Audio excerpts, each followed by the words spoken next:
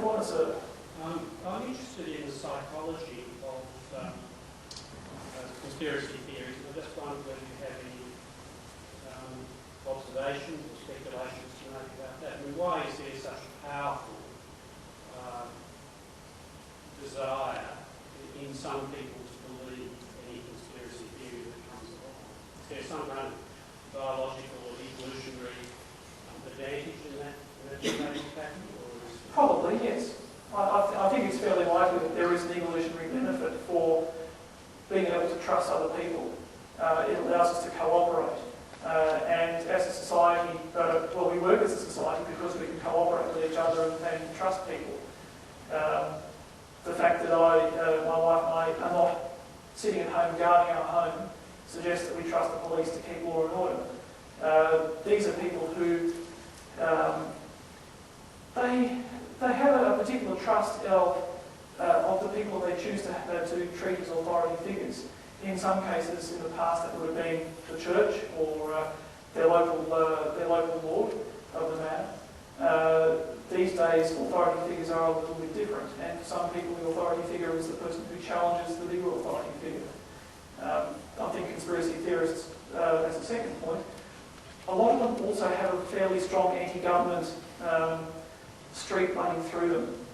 A lot of people who do tend to believe one conspiracy theory believe a few. And most of these conspiracy theories all relate to distrusting what the government says about something, almost instinctively regardless of what the government says. So if the government says it's Friday today, they'll check their calendar. So it's a combination of things. It's a willingness to trust certain authorities, but I think there's also a particular unwillingness to trust other authority figures. So I could probably explain it better if I had more time to think about it, but that's probably the best answer I can come up with. Yes, sir. May I make a comment on this conspiracy theory? I've read about it in that a lot of people who believe in conspiracy theories cannot accept the fact of the randomness of existence. If something happens, it's got to be because it was conspired. They can accept that somebody has control and is conspiring to do something, rather than just by randomness, something happened. They cannot accept that.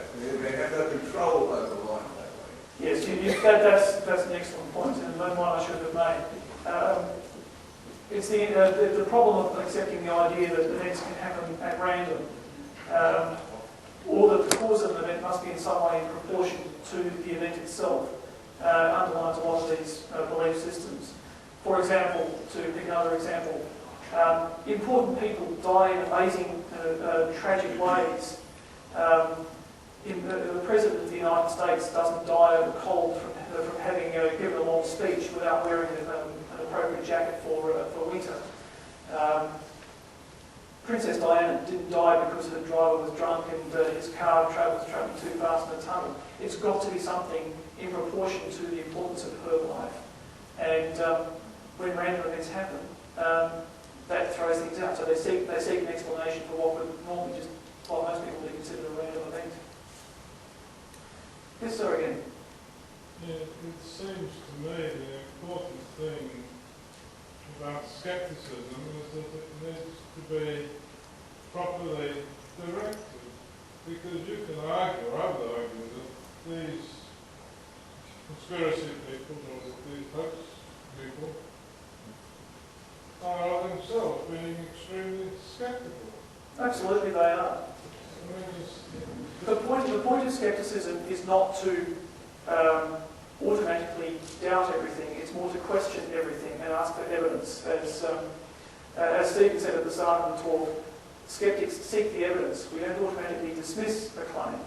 But if someone makes a claim, we say, where's the evidence? In the case of the Moon Hoax believers, they say the moon landing to a fact.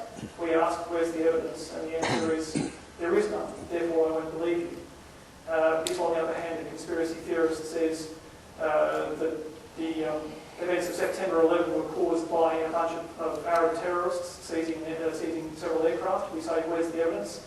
You list the evidence, and yes, I would accept that that's the most likely explanation. So skepticism is available to everyone. It's just a case of whether you accept the answers that you give them. Some other questions?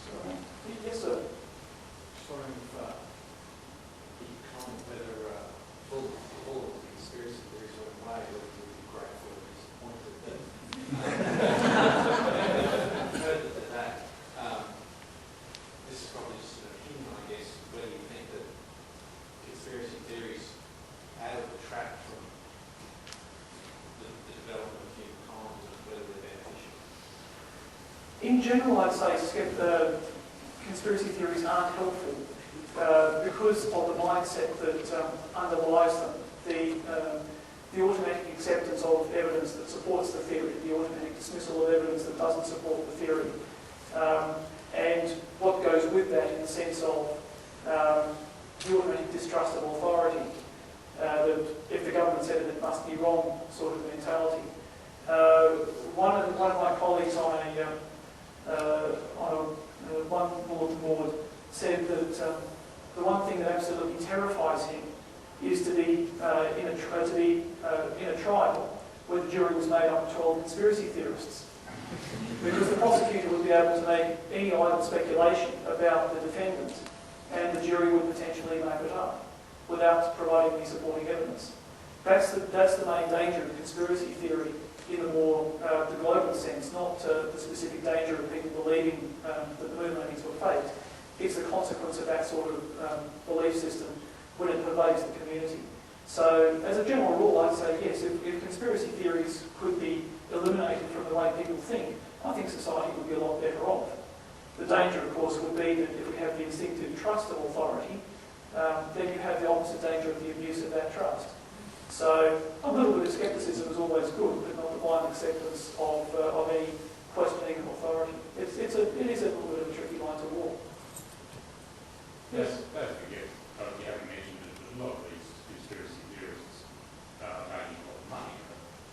They've got a vested interest in promoting it. That's true. But I would also say that people who combat conspiracy theorists maybe also have a vested interest. Phil Plait, the bad astronomer, whose book I don't have here tonight, wrote a book called Bad Astronomy, and it argues against all conspiracy theories. He has a vested interest in promoting the sales of his book. Hopefully, though, the consequence of that vested interest is beneficial to the community. But yes, you are right. A lot of people benefit from conspiracy theories and the sale of books and videos, and they have a vested interest in maintaining an ignorance in the community and an unquestioning attitude to the arguments that they present. If people question those attitudes, then they don't make sales. It's particularly instructive that the main English conspiracy website called Aulis, AULIS.com, used to have a bulletin board. And when they presented their Moon Hoax theory, an engineer took them to task and started asking all sorts of embarrassing questions. Shortly afterwards, the bulletin board closed down. Shortly after that, a question board or a comment board arose, and people could leave comments there. And more questions started arising, and all of a sudden, that board started closing down. These are people who have books and videos to sell. They don't want people on their board, on their website to be seen to be questioning what they say. Instead, they take arguments out of context and create new pages on their website, which appear to bolster their own arguments by taking opposing arguments out of context. So yes, the vested interest is an irritating aspect of it. There's a one that the heading on wasn't that right. You got to start that. Yes, unfortunately, people do make a lot of money out of incredibly bad ideas. But that's hopefully what this sort of talk